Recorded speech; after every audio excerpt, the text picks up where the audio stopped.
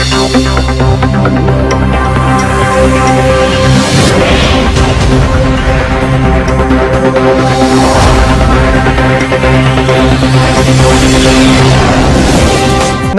अब तक સમાચારોમાં આપનું હાર્દિક સ્વાગત છે। વિગતવાર સમાચાર જોતા પહેલા જોઈએ આજના મુખ્ય સમાચાર। સાયલા ભોગાવો નદીના પટમાંથી કરોડો રૂપિયાનું રેતી ખનન પકડી પાડતું ખાણ ખનિજ વિભાગ। નાર્કોટિકનો ગુનો બિનજામીનપાત્ર ગણાવતી મુંબઈ હાઈકોર્ટ। વીરપુરના વિખ્યાત જલારામ મંદિરના દર્શનાર્થીઓ માટે ખુલ્લું મુકાયું। હવે જોઈએ સમાચાર વિગતવાર। Narcotic drugs and psychotropic substance એટલે કે એનડીપીએસ એક્ટ 1985 અમલમાં આવ્યા બાદ તમામ પ્રકારના માદક પદાર્થને આવરી લેવામાં આવ્યા છે, પરંતુ કેટલીક માત્રામાં કયા પ્રકારનું ડ્રગ્સ સાથે આરોપી પકડાયો તે મુજબ સીઆરપીસીની જોગવાઈ મુજબ જામીન અરજીની સુનાવણી થતી હતી। ત્યારે મુંબઈ હાઈકોર્ટ દ્વારા અડધો ગ્રામ ડ્રગ્સ કબજામાંથી મળે તો પણ જામીન અરજી નામંજૂર કરવી જોઈએ, પરંતુ આરોપીના કબજામાંથી ડ્રગ્સ ન મળે ત્યારે તે જામીન મેળવવા હકદાર બનતા હોવાની વિસ્તૃત દલીલ સાથે રિયા ચક્રવર્તીના જામીન પર છુટકારો કરવામાં આવ્યો છે। એનડીપીએસની કલમ 37 બિન જામીન ગંભીર ગુનો નોંધવામાં આવે છે, પરંતુ કયા પ્રકારના ડ્રગ્સ સાથે આરોપી પકડાયો અને તેના કબજામાંથી કેટલી માત્રામાં ડ્રગ્સ મળી આવ્યો તે અંગેની જોગવાઈ મુજબ કોર્ટમાં જામીન આપવા કે નામંજૂર કરવા તે મહત્વનો મુદ્દો બની રહેતો હતો। જે વિશે વધુ માહિતી આપવા જોડાયા છે અમારા સંવાદદાતા ગૌરવરાજસિંહ ગોહિલ। जी बिल्कुल, सुशांत सिंह आत्महत्या केस में सीबीआई हाल तमाम तपास કરી રહી છે। ઊંડાણપૂર્વક તપાસ પણ હાથ ધરવામાં આવી રહી છે અને ખાસ મુખ્ય આરોપી તરીકે હાલ સુધી રિયા ચક્રવર્તીને રજૂ કરવામાં આવતી હતી। રિયા ચક્રવર્તી સહિત અનેકવિધ બોલિવૂડના અભિનેતા અભિનેત્રીઓના નામ પણ ખુલ્યા હતા અને તમામ અભિનેતા અભિનેત્રીઓ ડ્રગ્સનું સેવન કરતા હોય તે પ્રકારની બાબતો પણ સામે આવી હતી। ખાસ રિયા ચક્રવર્તીએ મુંબઈ હાઈકોર્ટમાં જામીન અરજી કરી હતી અને જેમાં મુંબઈ હાઈકોર્ટે રિયા ચક્રવર્તીને જામીન ઉપર મુક્ત કરી છે। કયા આધાર ઉપર આ જામીન આપવામાં આવ્યા છે તેની જો વાત કરવામાં આવે તો ખાસ એનડીપીએસ એક્ટ એટલે કે narcotics drugs and psychotropic substances act કે જે 1985માં અમલમાં મૂકવામાં આવ્યો હતો તેની કલમ 37માં ચોક્કસ એવો ઉલ્લેખ કરવામાં આવ્યો છે કે કોઈ પણ પ્રકારનો ડ્રગ્સનો ગુનો હોય તો તેમાં કોઈ પણ આરોપી બિનજામીનપાત્ર ગુનો કરે છે તે પ્રકારનો આ એક્ટમાં ઉલ્લેખ કરવામાં આવ્યો છે। પરંતુ જો આરોપી પાસેથી ગાંજાનો કોઈ જથ્થો અથવા તો કોઈ અન્ય ડ્રગ્સનો જથ્થો ન પકડવામાં આવે તો એ આરોપીને જામીન ઉપર મુક્ત કરી શકાય છે। ખાસ રિયાની જો વાત કરવામાં આવે તો રિયા પાસે કોઈ પણ પ્રકારનો ડ્રગ્સનો જથ્થો નહોતો મળી આવ્યો, તેના કારણે મુંબઈ હાઈકોર્ટે રિયાને જામીન ઉપર મુક્ત કરી છે। પરંતુ જે રીતે મુંબઈ હાઈકોર્ટે નોંધ્યું છે કે કોઈ પણ પ્રકારના એનડીપીએસના કેસમાં જો આરોપી પાસે ફક્ત અડધો ગ્રામ જો ડ્રગ્સનો જથ્થો હોય તો પણ આ ગુનો બિનજામીનપાત્ર ગુનો બનતો હોય છે અને કોઈ પણ સંજોગોમાં આ પ્રકારના આરોપીને જામીન ઉપર મુક્ત ન કરી શકે। ખાસ ગુજરાત રાજ્યની જો વાત કરવામાં આવે તો ગુજરાત રાજ્ય હવે ધીરે ધીરે ઉડતા પંજાબ તરફ વળી રહ્યું હોય તેવું પ્રકારનું લાગી રહ્યું છે, કેમ કે રાજ્યના નવા પોલીસ વડા જે આશિષ ભાટિયા છે તેમણે એક નિવેદનમાં કહ્યું છે કે ફક્ત એક માસમાં ગુજરાતમાંથી 4.39 કરોડ રૂપિયાનો ડ્રગ્સ ઝડપી લેવામાં આવ્યો છે અને જેમાં સાથે સાથે 79 શખ્સોની પણ ધરપકડ કરવામાં આવી છે। તો જે રીતે મોટા જથ્થામાં હવે ગુજરાતમાં ડ્રગ્સ નાખવામાં આવી રહ્યું છે, ગુજરાતમાં જે રીતે ડ્રગ્સ ઘુસાડવામાં આવી રહ્યું છે તો યુવાધન છે તેને ક્યાંક ને ક્યાંક નશાના વેપલા તરફ વાળવાની એક કોશિશ છે। તો ગુજરાત પણ હવે ઉડતા પંજાબ જેવી સ્થિતિમાં ન પરિણમે તેના માટે રાજ્યની પોલીસે સતર્ક થવાની જરૂરિયાત છે અને એનડીપીએસ જે એક છે તેને વધુ મજબૂત બનાવવાની જરૂરિયાત છે। જી, ખ્યાતનામ કવિયત્રી અલ્પા મહેતા દ્વારા રચિત અલ્પા અહેસાસ બુકનું આજે અબતક મીડિયા હાઉસ ખાતે વિમોચન કરવામાં આવ્યું હતું। અબતક મીડિયાના મેનેજિંગ એડિટર સતીશભાઈ મહેતા અને દેવાંશભાઈ મહેતાના હસ્તે આ બુકનું વિમોચન કરવામાં આવ્યું હતું। કવિયત્રી અલ્પાબેન મહેતાએ લખેલી 300 પૈકીની કવિતાઓમાંથી 67 કવિતાઓનો સમાવેશ કરવામાં આવ્યો છે અને તમામ બુક સ્ટોલ અને એમેઝોન ફ્લિપકાર્ટમાં પણ આ બુક મેળવી શકાશે। અબતક મીડિયાના ઓનર સતીશભાઈ મહેતા અને દેવાંશભાઈ મહેતાના હસ્તે બુકનું વિમોચન કરવામાં આવ્યું હતું। કવિયત્રી અલ્પા મહેતાએ લખેલી 300 પૈકીની કવિતાઓમાંથી 67 કવિતાઓનો સમાવેશ કરવામાં આવ્યો છે। તમામ બુક સ્ટોલ અને એમેઝોન ફ્લિપકાર્ટમાં પણ આપ બુક મેળવી શકશો। કવિયત્રી અલ્પાબેને અબતક સાથેની વાતચીતમાં જણાવ્યું હતું કે નાનપણથી જ એક ધગશ હતી કે મારે કંઈક કરી બતાવવું છે। વર્ષ 2015 થી અલ્પાબેને કવિતાઓ લખવાની શરૂઆત કરી અને આજે અલ્પાબેન કહે છે કે મારા પિતા સ્વર્ગસ્થ મુકુંદભાઈ મહેતાનું સ્વપ્ન સાચા અર્થમાં સાકાર થયું છે। મારા પિતા પણ ખૂબ જ સારું લખતા, પરંતુ સમયના અભાવે તે બુક ન લખી શક્યા અને આજે મારી આ બુક લોન્ચ થઈ છે ત્યારે હું આજે કહીશ કે મારા પિતાનું સ્વપ્ન આજે સાકાર થયું છે. અલ્પાબેને લખેલી રચનાઓમાં રાજનીતિ, પ્રેમ અને ભાઈચારાની રચના, માતા પિતાનો સંબંધ, નાની ઉંમરમાં છોકરીઓના લગ્ન થાય છે એ વિષયને પણ આવરી લેવામાં આવ્યો છે. અલ્પાબેને વધુમાં જણાવ્યું હતું કે અપતિક મીડિયાના ઓનર અને મારા પતિ યોગેશભાઈ મહેતાના મોટા ભાઈ એવા સતીશભાઈ મહેતાનો હું વિશેષ આભાર માનીશ કે મારા જીવનના દરેક પ્રસંગમાં સતીશભાઈએ ખૂબ જ સાથ આપ્યો છે. હું એક્ઝિબિશન કરતી તેમાં પણ તેમનો ખૂબ જ સાથ રહ્યો અને હજુ પણ મને તમામ રીતે સપોર્ટ કરી રહ્યા છે. વિચાર મને બચપનથી આવતો હતો કે હું કંઈક લખીશ, કારણ કે મારા ફાધરને બી લખવાનો શોખ હતો, એટલે ઘણીવાર હું નોટ ડાઉન કરતી કાગળમાં એમનામ જ. મેં લખવાનું સિરિયસલી 2015થી કરેલું અને લગભગ 300 જેટલી રચનાઓ મેં કરી છે. કવિતા બુકમાં અત્યારે 67 છે અને મેં એક સ્ટોરી भी લખેલી છે અને એ અત્યારે કુકુ FM पर આવે છે, ऑडियो बुक है. मैं अल्पा मेहता की फ्रेंड हूँ एक्चुअली, और आज ये अल्पा मेहता की जो ये नया बुक लॉन्च किया है और उनमें लिखी उनकी कुछ कविताओं में से जो मुझे सबसे ज़्यादा अभी तक जितना मैंने रीड किया उसके अकॉर्डिंगली ये नारी पे जो उन्होंने एक कविता लिखी है उसकी कुछ पंक्तियाँ जो मुझे बहुत अजीज़ हैं, मैं उन्हें रिसाइट करना चाहती हूँ. नारी अनबन थी, अनजान थी, गुमनाम गलियों में शमशान थी, राहों में भटकती एक नादान थी, हर मोड़ पे बदलती उसकी कहानी थी. अधरों की अधूरी कहानी थी, जिंदगी के मंच की अहम किरदार थी. अभिनय नहीं अनुभव जी रही थी, लोक नेत्र अट्टहास थी, उपहास थी, अट्टहास थी, उपहास थी. એ મને જિંદગીમાં જે અમુક પરિસ્થિતિ આવે, અમુક અનુભવોમાંથી જે પોતે પસાર થયા હોય એ ટોટલી વાત મને કરતા અને હું સાંભળતી. લગભગ મોસ્ટલી રોજ 2 કલાક તમે સાથે બેસતા જ અને એ 2 કલાકમાં એ લાઈફમાં જે બી બનતું, એની લાઈફમાં જે બી બનતું એ અમને કહેતા અને તમારી લાઈફમાં જ્યારે જે બને એ પ્રમાણે તમારે શું કરવું ને એ અમને સલાહ આપતા. એમનો વિચાર એમ હતો કે હું કંઈક એવું લખું કે લાઈફમાં હું કંઈક એવું કરીને જાઉં, લખીને કે લોકોને એ મેસેજ મળે. એ વસ્તુ જે એ વસ્તુ કરી ન શક્યા, એ સિરિયસલી કોઈ દિવસ ન કરી શક્યા. આમાં એક તો રાજનીતિ માટેની બી રચના છે. રાજનીતિ, પ્રેમ, સ્નેહ, ભાઈ બહેનનો સંબંધ, માતા પિતાનો સંબંધ, પછી જે નાની એજમાં જે છોકરીઓના લગ્ન થઈ જાય છે એ વિષય પણ આમાં સાથે છે. બધા વિષય ઇન્ક્લુડ કરેલા છે. આજના દિવસે હું બહુ જ ખુશ છું અને સૌપ્રથમ હું મારા ફેમિલી, જે મારા કુટુંબ જે છે, હું સહકુટુંબમાં રહું છું. મારે આ મોટા ભાઈ છે, 2 મોટા ભાઈ છે, મારા એલ્ડર બ્રધર ઇન લો, અને અમે એમ જોઈન્ટ ફેમિલી જ રહીએ છીએ અત્યારે. અને હું બહુ આજે ખુશ છું કે મારા ફેમિલી મારા દરેક પ્રસંગમાં, મારા દરેક ઇવેન્ટ્સમાં એ સાથે ને સાથે જ હોય છે. અને ખાસ કરીને મોટા ભાઈ સતીશભાઈ મહેતા, જે મને દરેક બાબતમાં, દરેક સ્ટેપ્સમાં એ મારી સાથે જ હોય છે. હું એક્ઝિબિશન કરતી ત્યારે બી એ બને એટલું જ ઇમ્પોર્ટન્સ આપતા હતા, માન આપતા હતા. મારી દરેક શોખનું એ ઇમ્પોર્ટન્સ આપે છે. પપ્પાની મને એક કવિતા મને યાદ છે, જે ફર્સ્ટ હું તમને કહું. કિસને હમારી યાદ में ये हसीन फूल रख दिए, किसने हमारी याद में ये हसीन फूल रख दिए, करार दिल में और दामन में हजार रंग भर दिए. આ મારા પપ્પાની ફર્સ્ટ કવિતા છે જે હું અત્યારે બોલું છું અને મારી દરેક જગ્યાએ હું આ કવિતા પહેલા હું રાખું છું, પછી જ હું મારી આગળની રાઇટિંગ કરું. અલ્પા મહેતાની આજની જે પુસ્તક આવી એમાં એક 4 પંક્તિ છે એમ કહેવા માગું છું, જે આજની સાંપ્રત સમસ્યા ઉપર છે. નારીઓ ઉપર થતા અત્યાચારની છે અને એના ઉપર થતી રાજનીતિ અને ધર્મ ઉપરની છે.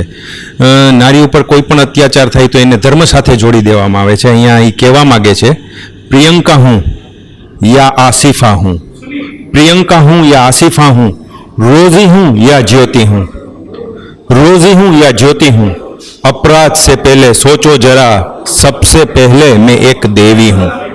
આ એક બહુ જ સરસ પંક્તિ એમને લખી છે અને જે મને બહુ પોતાને ગમી છે એ મેં રજૂ કરી. Thank you. ફેવરિટ રચના એ તો મારે ઘણી બધી ફેવરિટ છે. એક મારી ફેવરિટ છે હસરતે. હસરત એ મતલબ કે આપણી જે ઉમ્મીદ હોય છે લાઈફ પ્રત્યે, જિંદગી પ્રત્યે આપણને જે ઉમ્મીદ હોય છે એ હું તમને કહું છું કે આપણે એવું હોય છે કે હરેક પળે હસરતે બદલ જાતી है, मतलब કે હરેક પળે આપણી ઉમ્મીદ બદલે છે. એક ઉમ્મીદ પૂરી થાય છે તો બીજી ઉમ્મીદ શરૂ થઈ જાય છે. તો એના માટેની મેં એક રચના કરેલી છે જે હું બોલું છું. अक्सर हसरतों को छूते छूते हसरतें बदल जाती है. अक्सर हसरतों को छूते छूते हसरतें बदल जाती है. क्षणिक ठहरती है फिर मुकाम बदल जाती है. क्षणिक ठहरती है फिर मुकाम बदल जाती है. चाहत में उनकी रिश्तेदारियां दाव पे, कभी दिल के तो कभी कागजी रिश्ते खारिज करती है. तलब में उनकी कहीं बर्बाद हो चले, कोई ऊंचाई से तो कोई नजरों से गिरते गए, फिर भी ये हार अपनी कहाँ मानती है. अक्सर सुकून दिल को छिन्न भिन्न कर जाती है. अक्सर हसरतों को छूते छूते हसरतें बदल जाती है. तमाशे बहुत गहरा नाता है उनका, जो चाहत में उनकी डूबता चला जाए ये कभी तैर के ना लौट के वापस आ जाए. अक्सर हसरतों को छूते छूते हसरतें बदल जाती है. क्षणिक ठहरती है फिर मुकाम बदल जाती है. થેલેસેમિયા પીડિત દર્દીને નિયમિત સમયાંતરે લોહી ચડાવવું પડતું હોય છે.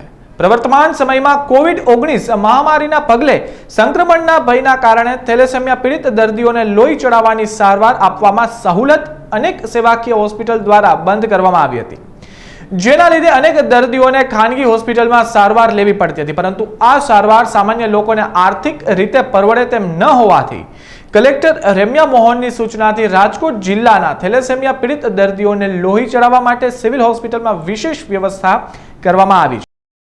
મારું નામ બીજુબેન. મેં અહીંયા 15 દિવસે બ્લડ ચડાવવા આવી છીએ અને સિસ્ટરને અમને આમ સારી રીતે બધી સેવા આપે છે અને કોઈ જાતની અમને તકલીફ પડતી નથી અને બધાય સાહેબોને બધા અમને સહાય સારી આપે છે. મારું નામ ઉત્તમ છે. હું દર 15 દિવસે બ્લડ ચડાવવા આવું છું. થેલેસેમિયા મેજરની બીમારી છે અને 15 દિવસે મોરબીથી અહીંયા રાજકોટ બ્લડ ચડાવવા આવે છે અને અહીંયા અમારે મેડિકલ બ્લડ બેંકમાંથી બ્લડ મળી રહે છે અને દર 15 દિવસે અહીંયા આવી બ્લડ ચડાવવામાં આવે છે. મારું નામ ગોંડલિયા રાજેશ છે. હું થેલેસેમિયાનો પેશન્ટ છું અને અહીંયા છેલ્લા 5 વર્ષથી હું આ સિવિલમાં લોહી ચડાવું છું. અહીંયા મારે દર 15 દિવસે લોહીની જરૂર પડે છે અને અહીંયા ડૉક્ટરની સુવિધા ડૉક્ટરની સેવા એટલી સારી છે કે અમને કોઈ મુશ્કેલ પડતી નથી અને નર્સ પણ સારા હોય છે અને દર 15 દિવસ આવું છું તો છતાં પણ કંઈ મુશ્કેલી પડતી નથી ને કઈ જાતની મુશ્કેલી નથી આવતી. મારું નામ જાનકી નિલેશભાઈ વાઘેલા છે. હું અને મારો બ્રધર બંને અહીંયા ટ્રીટમેન્ટ રેગ્યુલર લઈએ છીએ. દર 15 દિવસે અમને બ્લડની જે જરૂરિયાત હોય એ અમે અહીંયા જ આવીએ છીએ અને એવરી ટાઈમ નર્સનો અને ડૉક્ટર્સનો ફૂલ સપોર્ટ હોય છે અને કોઈ બી રિએક્શન કે કંઈ પ્રોબ્લેમ આવે તો બી પૂરી ટ્રીટમેન્ટ મળી જાય છે અને મેઇનલી જે નર્સ અહીંયા અપોઇન્ટ કરેલા છે એમનો નેચર બહુ જ સારો છે અને એવરી ટાઈમ એ એક પેરેન્ટ તરીકે જ કોઈ બધા છોકરાઓને ટ્રીટ કરે છે અને બહુ સારી સગવડ છે અહીંયા સિવિલમાં. હેલો, મારું નામ ડૉક્ટર મયુર છે. હું ડિપાર્ટમેન્ટ ઓફ પીડિયાટ્રિક્સમાં સિનિયર રેસિડન્ટ છું. અત્યારે થેલેસેમિયા વિભાગમાં બેસેલો છું. અહીંયા પેશન્ટ આવે ત્યારે એમનું બ્લડ ટ્રાન્સફ્યુઝન માટે પીસીવી ઇસ્યુ કરવા માટે બ્લડ બેંકની અમારે પોતા પાસે ફેસિલિટી છે, ત્યાંથી પેશન્ટ લઈ આવે છે. મેડિકલ ઓફિસર થ્રુ તે પીસીવી ચેક થયા પછી નિયમ અનુસાર અહીંયા બ્લડ ટ્રાન્સફ્યુઝન માટે બીટી ચડાવવામાં આવે છે. અહીંયા દિવસમાં મોસ્ટલી 20 થી 30 પેશન્ટ આવતા હોય સવારથી લઈને સાંજ લગી. એ પ્રમાણે મોસ્ટલી 4 to 5 અવર્સ લાગતા હોય એમને બ્લડ ટ્રાન્સફ્યુઝન માટે. એટલે 4 to 5 અવર્સ અહીંયા મોનિટરિંગ કર્યા પછી તેમનું બીટી કમ્પ્લીટ થાય ત્યાર પછી જ એમને ડિસ્ચાર્જ કરી દેવામાં આવે છે અગર સ્ટેબલ હોય તો. ડૉક્ટર રવિ ધાનાણી માતૃમંદિર કોલેજમાં આસિસ્ટન્ટ પ્રોફેસર તરીકે ફરજ બજાવું છું અને થેલેસેમિયા મેજર પેશન્ટ છું અને રાજકોટમાં વિવેકાનંદ યુથ ક્લબ કે જે થેલેસેમિયા માટે પ્રવૃત્તિઓ કરે છે એમાં હું એક એક્ટિવ મેમ્બર તરીકે પણ કામ કરું છું. રાજકોટની અંદર લગભગ 500 થી 700 જેટલા થેલેસેમિયાના પીડિત બાળકો છે એ બ્લડ ચડાવવા માટે આવતા હોય છે આજુબાજુના વિસ્તારોમાંથી. એમાં મોટાભાગના દર્દીઓ છે એ સિવિલ હોસ્પિટલમાં બ્લડ ચડાવે છે, પણ 70 થી 80 બાળકો એવા હતા કે જે પ્રાઇવેટ સેક્ટરની જે હોસ્પિટલો છે ત્યાં બ્લડ ચડાવે. અને આ કોવિડ-19 છેલ્લા 6 મહિનાથી આ મહામારી ચાલી રહી છે તો પેશન્ટની સેફટીને ધ્યાનમાં રાખતા ઘણી બધી જે ટ્રસ્ટ સંચાલિત હોસ્પિટલો હતી. આ હોસ્પિટલો છે થેલેસેમિયા બાળકોને બ્લડ ચડાવતા, પણ COVID-19ને કારણે સેફટીને ધ્યાનમાં રાખીને એ લોકો હવે બ્લડ ચડાવવાની ના પાડે છે. પરિણામે પેશન્ટોએ છે એ પ્રાઇવેટ જે ખાનગી હોસ્પિટલો છે ત્યાં સંપર્ક કરવો પડે, અને આ ચાર્જ થેલેસેમિયાના પરિવારોને પોસાય નહીં એટલા માટે કે આ રેગ્યુલર ચડાવવું પડે છે. દર મહિનામાં 3 થી 4 વખત બ્લડ ચડાવવું પડે, એ ન પોસાય, એ સ્વાભાવિક છે. અને અત્યારે લોકોના ધંધા રોજગાર એ બંધ છે. તો અમે વિવેકાનંદ યુથ ક્લબ વતી છે એ રજૂઆત કરી હતી કલેક્ટર સાહેબને કે ભાઈ થેલેસેમિયા પીડિત બાળકો જે છે એને સિવિલ હોસ્પિટલમાં પણ બ્લડ ચડાવવાની વ્યવસ્થા કરાવી આપે, જે બહારના બ્લડ ચડાવે છે એને. પછી મેડમ શ્રીએ છે અહીંયા સુપ્રિન્ટેન્ડન્ટ શ્રીને વાત કરી, એટલે સુપ્રિન્ટેન્ડન્ટ જામનગરના 7 રસ્તા સર્કલ નજીક આવેલ જેટકોની કચેરી ખાતે આજે સવારે છત પડવાની કામગીરી ચાલી રહી હતી. તે સમયે છત ધડાકાભેર તૂટી પડતા મજૂરી કામ કરી રહેલા 3 મજૂરો છત નીચે દબાઈ જતા તેઓ ઈજાગ્રસ્ત બન્યા હતા. દબાયેલા તમામ મજૂરોને 108 મારફતે જીજી હોસ્પિટલમાં સારવાર અર્થે ખસેડવામાં આવ્યા હતા અને કામ ચાલી રહ્યું હતું ત્યારે સુપરવાઇઝર કે કોઈ અધિકારી હાજર ન હતા અને આ રીતે મજૂરો પર છત પડે અને 3 ઈજાગ્રસ્ત થયા હોવાની ઘટના પણ સામે આવી છે, પરંતુ હજુ સુધી કોઈ મોટી જાનહાનિ થઈ નથી. ત્યારે જવાબદાર કોણ તે વિચારવાનું રહ્યું. ચોટીલા સાયલા વચ્ચે આવેલા ભોગાવો નદીના પટમાં અવારનવાર ખાણ ખનીજ દ્વારા દરોડો પડી ભોગાવો રેતીનું ખનન પાડવામાં આવે છે. ત્યારે આજરોજ વધુ એક ભોગાવો રેતીનું ખનન પકડી પાડવામાં આવ્યું હતું, જેમાં ખાણ ખનીજ, આરટીઓ, રેવન્યુ અને પોલીસે સંયુક્ત રીતે ગાંધીનગર ખાતેથી ખાનગી સૂચના બાદ દરોડો પાડવામાં આવ્યા હતા. 20 થી વધુ વાહનોનો કાફલો કબજે કરવામાં આવ્યો હતો, જેમાં અનેક વાહનો નંબર પ્લેટ વગરના ઝડપાયા હતા. ચોટીલા સાયલાના રેતી ખનન માફિયાઓ સંકળાયેલા હોવાની ચર્ચા પણ ઉઠવા પામી છે. ઝાલાવાડની અત્યાર સુધીની સૌથી મોટો દરાડો પાડવામાં આવ્યો છે ને એમાં અનેક અધિકારીઓ ઉપર ભલામણોનો દોર શરૂ થયો હોવાની ચર્ચા પણ ઉઠવા લાગી હતી. ભારતની રક્ષા કરતા યોદ્ધાઓ એટલે કે આર્મી ભારત પાસે વિશ્વની 3જા નંબરનું સંરક્ષણ શક્તિ છે. ભારતીય સૈન્યની 3 પાંખ એકદમ મજબૂત છે. ત્યારે આજે વાયુસેનાને 88 વર્ષ પૂર્ણ કરી 89 વર્ષમાં પ્રવેશ કર્યો છે. ભારતીય વાયુસેનામાં મિરાજ, અપાચી, મિગ અને તાજેતરમાં જ સામેલ થયેલ રાફેલ જેવા અત્યાધુનિક યુદ્ધ માટેના વિમાનો છે. ભારતના દરેક નાગરિકને વાયુસેના પર ગર્વ છે. ત્યારે દર વર્ષની માફક આ વર્ષે પણ વાયુસેના દ્વારા પરેડ યોજવામાં આવી હતી અને હવાઈના કરતબો પણ દેખાડવામાં આવ્યા હતા. Touch the sky with glory. Indian air force એટલે કે ભારતીય વાયુ સેનાને આજે 8મી ઓક્ટોબર 2020ના 88 વર્ષો પૂરા થાય છે. તે માટે આપ સૌને અભિનંદન. જોધપુર એરફોર્સ તરફથી રાજકોટને ખાસ મળેલી ભેટ MiG-27 પાસે આજે હું છું. તેનો ઉપયોગ કારગિલ યુદ્ધમાં થયો હતો અને લોકોની અંદર દેશપ્રેમની ભાવના જાગે તેની માટે તેને કોટેચા ચોકમાં રાખવામાં આવ્યું છે. ઇન્ડિયન એરફોર્સ ડે પરેડ ગાઝિયાબાદના એરબેઝમાં દર વર્ષે થાય છે અને આ વર્ષે રાફેલ ફાઇટર એરક્રાફ્ટની વધામણી સાથે આપણી પરેડની અંદર 4 ચાંદ લાગી જશે. IAFએ આનો શોર્ટ પ્રોમો વિડીયો રિલીઝ કરેલો છે, તો ચાલો માણીએ તે પ્રોમો વિડીયો અને ગર્વ અનુભવીએ ભારતી હોવાનો. We fly, we fight. We own the blue sky, the earth below, the yonder above. We guard our nation, day and night. Our presence is felt, but we are seldom seen. We strike with precision and power. We defend with valor. Swift and smart, undeterred and unfazed. Generations of courage and sacrifice define our flight. We achieve the impossible. Precision and finesse define our style. We are air warriors. Our people first. Mission always. Listen for the sound of our rotors, for the thunder of our engines, and watch as we soar and touch the sky with glory. As we enter our 89th year, I would like to compliment all air warriors for a job well done in what has turned out to be an extremely challenging year. The IF is in the midst of a transformation and we are changing the way we fight, train and maintain our intense focus on integration, both within the service and with our sister services, needs to continue. Modern weapon systems, sensors, and technology being inducted needs to be operationalized rapidly. Given the budget constraints, we have to be innovative in our drive to enhance combat potential.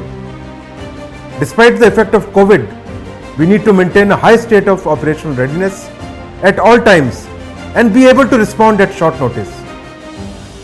On this occasion, I would like to extend my warm greetings to all air warriors, NCs, civilians and their families, and assure my countrymen of the Indian Air Force's unflinching resolve to safeguard our sovereignty at any cost.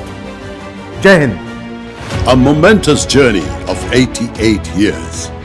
From an auxiliary flight to the fourth largest air force in the world. From flying biplanes to modern combat jets. From 7 Hawaii Sepoys to a mighty strength of air warriors. The Indian Air Force is transforming at a rapid pace today and innovating with focused upgradations and application of cutting-edge technologies. Our path to rapid modernization is planned and steady. With time, we have acquired state-of-the-art platforms and systems, arming our air warriors with the best and the most lethal weaponry to fight and win. Towards strategic autonomy, we are focusing on indigenous design, development and manufacturing in consonance with the national drive of Make in India. It is a matter of great pride for us that the Indian Air Force is rapidly inducting and operationalizing indigenous aircrafts, systems and weapons in our arsenal, promoting the primacy of homegrown technology. Seamless integration of resources towards a potent fighting force is what we aim for. Our training methodology is being constantly evolved to ensure that our aircrew and technicians are adequately prepared to meet the challenges of operating modern technologies while managing legacy aircraft and weapon systems. Concerted efforts are being made to train and integrate with friendly air forces, promoting exchange of experience, operational knowledge, and enhancing interoperability. Jointness and international cooperation are our mantra and the way forward. Combat capability of the Indian Armed Forces increases as we strengthen individual core capabilities through synergy. Indian Air Force excels in execution of its operational task to defend the nation's skies while contributing to nation-building efforts with alacrity. Over the years, we have planned and strategized to carry out effect-based operations. With swiftness in response, greatly enhanced reach, precise weapon delivery, and an indomitable spirit of the Indian Air Force continues to maintain a substantial edge over its adversaries. Our greatest strength is our people. Professional, motivated, and highly trained. Committed to defending the nation's sovereignty, whatever the circumstance. Our virtues, ethos, and professionalism are embedded deep within our souls. We are determined, committed, and dedicated. Soaring high on mighty wings. It doesn't matter what the threat is or where it comes from. The Indian Air Force is ever ready to innovate, integrate, and integrate. Jai Hind. We fly, we fight, we own the blue sky and the earth below. 1500 aircraft અને 1,70,000 પર્સોનેલ સાથે બધું જ શક્ય છે. દુનિયાની ચોથી સૌથી મોટી વાયુસેના આપણી છે. યુએસએ, રશિયા અને ચાઇના બાદ આવે છે ભારત અને આપણી વાયુસેના. પુલવામા અટેકમાં જે શહીદો થયા હતા તેને સૌથી મોટી શ્રદ્ધાંજલિ આપણી વાયુસેનાએ આપેલી છે, પાકિસ્તાનને મુંહતોડ જવાબ આપીને. એર સ્ટ્રાઇક દ્વારા આપણા શહીદોને સલામી આપવામાં આવેલી હતી. 22,000 ફીટ ઊંચા એરબેઝ પણ છે આપણા ભારતમાં અને આની સાથે સાથે ભારત નવી ઊંચાઈઓને પણ પામે છે. Indian Air Force is ever ready to innovate, intimidate. It touches the sky with the glory. With this, wishing you happiest 88th Indian Air Force Day. Jai Hind. કોરોનાની મહામારીમાં ધાર્મિક સ્થળો બંધ રાખવામાં આવ્યા હતા, ત્યારે વીરપુર ખાતે આવેલ જગવિખ્યાત જલારામ મંદિર દર્શન માટે આજથી ખુલ્લા મૂકવામાં આવતા ભક્તોમાં ખુશીની લાગણી છવાઈ હતી. વીરપુર ગાદીપતિ રઘુરામ બાપા દ્વારા ભક્તગણ માટે મંદિર ખોલવામાં આવ્યું અને સોશિયલ ડિસ્ટન્સિંગ અને કોરોનાની ગાઈડલાઈન સાથે 1 મહિનો અને 8 દિવસ બાદ મંદિર દર્શનાર્થીઓ માટે ખુલ્લું મૂકવામાં આવ્યું હતું. જપો નામ જલિયાણનું કરે પાપનો નાશ, કર જોડી મોહન કહે તમે રાખો દ્રઢ વિશ્વાસ. સંત શિરોમણી જલારામ બાપાનું મંદિર તારીખ 30મી ઓગસ્ટથી લઈ તારીખ 7 ઓક્ટોબર સુધી કોરોના સંક્રમણની મહામારી ન ફેલાય એ માટે પૂજ્ય રઘુરામ બાપાએ દર્શનાર્થીઓ માટે મંદિરના દ્વાર બંધ કરી દીધા હતા. તે આજે તારીખ 8 ઓક્ટોબર અને ગુરુવારને દિવસે દર્શનાર્થીઓ માટે જલારામ બાપાના મંદિરના દ્વાર આજે ખુલ્લા મૂકવામાં આવ્યા છે. અત્યાર સુધી લોકો બાપાના મુખ્ય પ્રવેશ દ્વાર ઉપર દર્શન કરી અને ધન્યતા અનુભવતા હતા. એ જ દર્શનાર્થીઓમાં આજે ખુશીનો માહોલ જોવા મળી રહ્યો છે. દર્શનાર્થીઓ વીરપુર આવે ત્યારે માનકેશ્વર મહાદેવ મંદિર પાસે રાખવામાં આવેલ રજિસ્ટ્રેશન ઓફિસમાં રજિસ્ટ્રેશન કરાવી સેનેટાઈઝર કરી સોશિયલ ડિસ્ટન્સ અને માસ્ક પહેરવું ફરજિયાત છે એવા તમામ દર્શનાર્થીઓ પૂજ્ય જલારામ બાપાના દર્શન આજથી કરી શકશે અને ધન્યતા અનુભવશે. જય જલારામ. કોંગ્રેસે વર્ષોથી ખેડૂતોને વોટ બેંક આપી છે. ખોટા લોભ દ્વારા ઉપયોગ અને ગેરમાર્ગે દોરવામાં પણ આવે છે, જે ક્યારેય સફળ થશે નહીં તેમ ભાજપના વરિષ્ઠ નેતા અને લઘુમતી મોરચાના રાષ્ટ્રીય ઉપાધ્યક્ષ ઇરફાન અહેમદે જણાવ્યું છે. મૌજા મડકોલના ગામ હિદ્રાનગરમાં કિસાન ખાત પંચાયત દરમિયાન ખેડૂતોને સંબોધન કરતા જણાવ્યું હતું કે કૃષિ સુધારણા વિધાયક મધ્યસ્થીઓના ચક્રને વિખેરી નાખવા અને ખેડૂતોની મહેનત માટે સંપૂર્ણ કિંમત ચૂકવવાની બાંયધરી છે. કોંગ્રેસ અને તેના સાથી પક્ષો ખેડૂત બિલ અંગે આશંકા ઊભી કરીને ખેડૂતોને ગેરમાર્ગે દોરી રહ્યા છે. જ્યારે મોદી સરકાર ખેડૂતોના સશક્તિકરણ માટે પગલાં લઈ રહી છે, ત્યારે કોંગ્રેસ ખેડૂતોને ગેરમાર્ગે દોરવાનું કાવતરું ઘડી રહી છે. વધુમાં તેઓએ જણાવ્યું હતું કે આ બિલ પસાર થતાં ખેડૂતોને વેચાણ માટે સ્વતંત્રતા મળશે અને વેચેટિયાઓની પકડમાંથી મુક્તિ મળશે. ખેડૂત સીધા જ ખરીદદાર સાથે કનેક્ટ થઈ શકશે, જેથી પેદાશનો પૂરતો ભાવ તેઓને મળી રહે. ખેડૂતોને અત્યાધુનિક કૃષિ ટેકનોલોજી, કૃષિ ઉપકરણ અને અદ્યતન ખાતર બિયારણની પહોંચ પણ મળવાપાત્ર રહેશે. તેમજ 3 દિવસમાં ચૂકવણીની ગેરંટી પણ મળશે. ખેડૂતો માત્ર તેમના પાકનો સોદો જ નહીં, પરંતુ અન્ય રાજ્યોમાં પરવાના પ્રાપ્ત વેપારીઓ સાથે બજારમાં પણ હરીફાઈ કરી શકશે. વન નેશન વન માર્કેટની કલ્પનાને દેશભરના ખેડૂતોને પેદાશો વેચવા માટે પ્રોત્સાહન આપવામાં આવશે. વધુમાં અહેમદે કહ્યું હતું કે વડાપ્રધાન ખેડૂતોના હિત માટે સમર્પિત છે. ત્યારે વડાપ્રધાન કિસાન સન્માન નિધિના નેતૃત્વ હેઠળ અત્યાર સુધીમાં ખેડૂતોને 92,000 કરોડથી વધુની રકમ આપવામાં આવી છે. એક એવી ભ્રમણા છે કે કૃષિ સુધારણા બિલો દ્વારા લઘુત્તમ ટેકાના ભાવ એટલે કે એમએસપી સિસ્ટમને સમાપ્ત કરવાની તૈયારી છે. ત્યારે વડાપ્રધાન વારંવાર કહે છે કે આ સિસ્ટમ આખા દેશમાં ચાલુ રહેશે અને તેમાં કોઈ પ્રકારનો ફેરફાર પડશે નહીં. સમગ્ર વિશ્વમાં જ્યારે કોરોનાનો કહેર વ્યાપ્યો છે, ત્યારે સંક્રમણને અટકાવવા જરૂરી સાવચેતીઓ જેમ કે માસ્ક પહેરવું, સોશિયલ ડિસ્ટન્સ જાળવવું, સાબુથી વારંવાર હાથ ધોવા સહિતની કાળજી લેવી જરૂરી છે.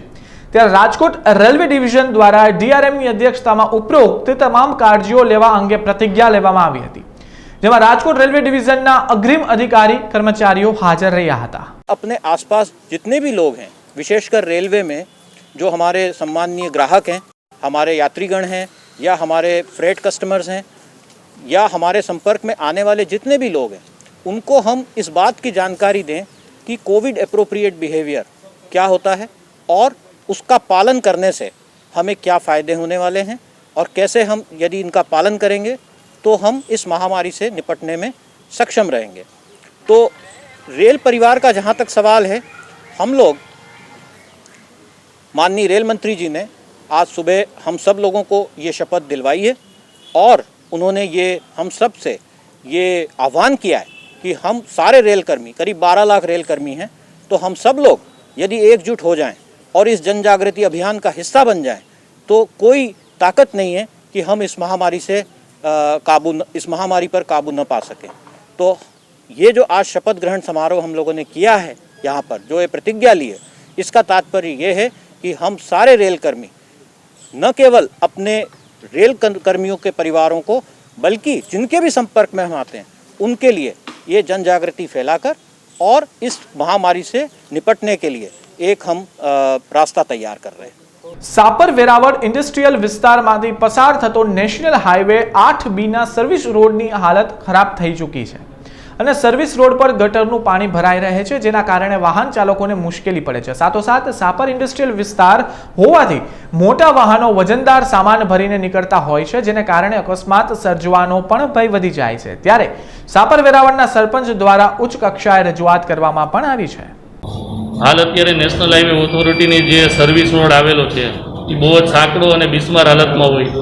અવારનવાર ગ્રામ પંચાયત, વેરાવળ ગ્રામ પંચાયત તેમજ છાપર ગ્રામ પંચાયત, વેરાવળ ઇન્ડસ્ટ્રીયલ એસોસિએશન અમે લોકોએ અવારનવાર સંયુક્ત રીતે રજૂઆત કરેલી છે। આશરે અમે 1-2 મહિના પહેલાં પણ પંચાયતથી લેટર પેડ ઉપર એમને જાણ કરેલી છે, મૌખિક પણ જાણ કરેલી છે, પણ આજ દી સુધી નેશનલ હાઈવે ઓથોરિટી તરફથી કોઈ પણ એવા પગલાં ભરવામાં નથી આવ્યા કે આ રોડ પહોળો કરવો જોઈએ। ટૂર્સ એન્ડ ટ્રાવેલ્સના ધંધાર્થીઓને વિશ્વમાં લઈને 4 વ્હીલ કારની છેતરપિંડી કરનાર ટોળકીને રાજકોટ શહેર ક્રાઇમ બ્રાન્ચે ઝડપી લીધી છે। આરોપીઓની મોડસ ઓપરેન્ડીની જો વાત કરવામાં આવે તો આરોપીઓ ઓનલાઈન પ્લેટફોર્મ પર વેચવા મૂકેલી ગાડીઓના માલિકને વિશ્વાસમાં લઈને આધાર કાર્ડ અને ગાડીની આરસી બુક મેળવી સ્કેન કરી ફોટો બદલાવી ટૂર્સ એન્ડ ટ્રાવેલ્સના ધંધાર્થીઓ પાસેથી સેલ્ફ ડ્રાઈવ માટે કાર લઈ રફુચક્કર થઈ જતા ત્યાં રાજકોટના જુદા જુદા પોલીસ મથકમાં નોંધાયેલી ફરિયાદને આધારે ક્રાઇમ બ્રાન્ચે 2 આરોપીઓને 2 એસયુવી ગાડી સાથે ઝડપી પાડ્યા છે। રાજકોટ શહેરમાં અલગ અલગ બનાવો બનેલા। એ બનાવની અંદર હકીકત એવી છે કે અમુક લોકો ઓનલાઈન સર્ચ કરી અને જે ટૂર્સ અને ટ્રાવેલ્સના ઓપરેટર હોય એઓની માહિતી મેળવી અને તેઓનો ટેલિફોનિક સંપર્ક કરી અને તેઓ પાસેથી સેલ્ફ ડ્રાઈવમાં ભાડાથી કાર લઈ જઈ અને એ લોકો સાથે વિશ્વાસઘાત કરી અને એ કારની ચોરી કરતા હતા। આ બાબતેની હકીકત જ્યારે મળેલી તો મહેરબાન પોલીસ કમિશનર સાહેબ તરફથી ક્રાઇમ બ્રાન્ચને આ ટોળકીને શોધવા અને આ ગુનાઓનો ભેદ ઉકેલવા માટેની સૂચના આપવામાં આવેલી। જે સૂચનાના આધારે ક્રાઇમ બ્રાન્ચના પોલીસ ઇન્સ્પેક્ટર શ્રી ગઢવી તથા પોલીસ સબ ઇન્સ્પેક્ટર શ્રી ધાકડાની ટીમે આમાં ખૂબ મહેનત કરી અને મહેનતના પરિણામે 2 આરોપી વિપુલ ધીરુભાઈ ઉર્ફે વીડી તથા દિવ્યેશ મધુભાઈ પટોળિયા કે જે બંને મૂળ ચાપરડા વિસાવદર તાલુકાના રહેવાસી છે અને આ લોકો ઓનલાઈન સર્ચ કરી ટૂર એન્ડ ટ્રાવેલ્સના માલિકનો સંપર્ક કરી અને એમને વિશ્વાસમાં લઈ અને સેલ્ફ ડ્રાઈવથી ગાડી ભાડે લઈ જતા હતા। અને આ લોકોની મોડસ ઓપરેન્ડી એવી છે કે એ પોતે ડમી કાર્ડનો યુઝ કરતા જ્યારે ટ્રાવેલ્સ સંચાલકનો સંપર્ક કરવાનો હોય ત્યારે, અને જ્યારે કાર ભાડે લેવાની હોય ત્યારે એમનું આધાર કાર્ડ આપતા પણ એ આધાર કાર્ડ પણ ડુપ્લિકેટ બનાવેલું તપાસમાં જાણવા મળેલું છે। જેથી અને જે કારના માલિક હોય એમને ભોળવી અને એવું પણ જણાવતા કે તમારી કારની અંદર તમે જીપીએસ સિસ્ટમ લગાવી દો, જેથી સંચાલક ટૂર્સ એન્ડ ટ્રાવેલ્સના સંચાલકને વિશ્વાસમાં લઈ અને તે લોકો કાર ભાડે લઈ જતા 5 થી 6 કલાક સુધી એ કારની અંદર જીપીએસ સિસ્ટમને કાર્યરત રહેવા દેતા હતા, જેથી કારના માલિક કદાચ એ જીપીએસ સિસ્ટમથી પોતાની ગાડી કઈ જગ્યાએ છે જાણી શકે અને વિશ્વાસમાં આવી જાય। પછી મોડી રાત્રિના 2 થી 3 વાગે જ્યાં કાર થોભાવી અને એમાંથી જીપીએસ સિસ્ટમ કાઢી નાખે કે સ્વાભાવિક છે કે તે સમયે જે કારનો માલિક છે એ પોતે ઊંઘમાં હોય અને જ્યારે સવારે ઉઠે ત્યારે એ જીપીએસ સિસ્ટમમાં એની કારનું લોકેશન એને મળે નહીં। એ દરમિયાનમાં આ લોકો કારને અન્ય રાજ્યમાં લઈ જતા હતા અને આ ટોળકીની મોડસ ઓપરેન્ડી પણ એવી છે કે એ કારને પછી ઓનલાઈન સર્ચ કરે OLX ઉપર અને એ જ પ્રકારની કાર કોઈને વેચવાની હોય તો એ માલિકનો સંપર્ક કરે અને એમની પાસેથી કારની RC બુકની નકલ અને એમનું આધાર કાર્ડ મંગાવે. ત્યાર પછી પોતાની પાસે જે કોરા ડુપ્લિકેટ RC બુક જે હતા કાર્ડ એમના અંદર એમની પ્રિન્ટ કરી દે અને આધાર કાર્ડ પણ એ પ્રિન્ટ કરી દે. એટલે કોઈ પણ જગ્યાએ કાર સ્વાભાવિક રીતે કોઈ રોકે તો સ્વાભાવિક રીતે કારનો અને કારની ડુપ્લિકેટ નંબર પ્લેટ બનાવી લે. આમ એ લોકો કારનો ઉપયોગ કરતા અને જો ગ્રાહક મળી જાય તો એમને એ લોકો બીજા રાજ્યમાં વેચી દેતા હતા અને સ્વાભાવિક રીતે પણ આ કારનો ઉપયોગ પછી ગુનાહિત પ્રવૃત્તિમાં પણ થતો હશે, કારણ કે પ્રોહિબિશન જેવી પ્રવૃત્તિની અંદર પણ આ કારોનો બીજા રાજ્યોમાં કે અંતરિયાળ ડુંગરાળ વિસ્તારો એવા વિસ્તારોમાં કારનો ઉપયોગ થતો હશે. આમ અત્યારે બંને આરોપી પાસેથી એક અર્ટિકા ગાડી અને એક ઇનોવા કાર તેમજ એમની પાસેથી પ્રિન્ટેડ ચૂંટણી card, Aadhaar card, driving licence, RC book અને કોરા પણ કે અને પ્રિન્ટર મશીન આ તમામ પ્રકારનું સાહિત્ય પણ એની પાસેથી કબજે લેવામાં આવેલ છે. અલગ અલગ સ્ટેમ્પ પણ એમની પાસેથી કબજે લેવામાં આવેલ છે જે RTO કચેરીના નામના અલગ અલગ જિલ્લાના નામના એમની પાસે સ્ટેમ્પ પણ હતા. એમ આખું જે રેકેટ છે એ ટૂર્સ એન્ડ ટ્રાવેલ્સના સંચાલકને કે જેને ભાડેથી જે આપતા હોય કાર એમને ભોળવી છેતરી અને કાર લઈ જઈ અને એ કારની અંદર બીજી ડુપ્લિકેટ નંબર પ્લેટ ચડાવી એમની ડુપ્લિકેટ RC બુક બનાવી પોતાનું ડુપ્લિકેટ ડ્રાઇવિંગ લાઇસન્સ પણ બનાવે અને ડુપ્લિકેટ આધાર કાર્ડ બનાવી અને લોકોને છેતરતા હોવાની આખી હકીકત તપાસ દરમિયાનમાં પ્રકાશમાં આવેલ છે. તેમજ આ લોકો જે પકડાયેલ બંને આરોપીની સાથે અન્ય આરોપીઓ પણ સંડોવાયેલા છે. એ આરોપીઓ કોણ કોણ છે, આ બે કાર સિવાયની એક અન્ય કેટલી કારોની એણે ચોરી કરેલી છે એની પણ હાલ તપાસ ચાલુ છે. અને આ પકડાયેલ આરોપી પૈકી 2 નંબરનો આરોપી ચેતન કે જે અગાઉ સુરતની અંદર મોટરસાઇકલ ચોરીમાં પણ પકડાયેલો છે અને આગળની તપાસ એક ગુનો થોરાડા પોલીસ સ્ટેશનમાં જે દાખલ કરવામાં આવ્યો છે અર્ટિકા કાર ચોરીનો અને એક તાલુકા પોલીસ સ્ટેશનમાં ઇનોવા કાર ચોરીનો ગુનો દાખલ કરવામાં આવેલ છે. આગળની થોડા દિવસોમાં સંઘ પ્રદેશ દાદરાનગર હવેલીમાં જિલ્લા પંચાયત અને તાલુકા પંચાયતની સ્થાનિક સ્વરાજની ચૂંટણી યોજાનાર છે. ત્યારે મહિલાઓ માટે 50% સીટો અનામત રાખવામાં આવતા ભાજપ પ્રવક્તા અંકિતા પટેલે ચૂંટણી પંચનો આભાર માન્યો હતો.